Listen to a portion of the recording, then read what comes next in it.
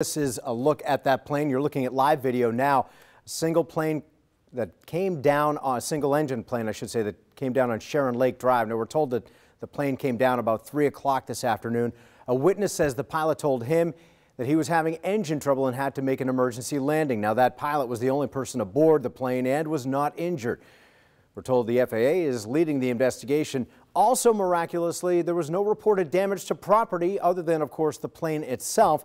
And we're learning that that airplane, a 1956 Cessna 182, is registered to Jumpstart Skydiving in Orange Park. We'll keep you posted as we learn more.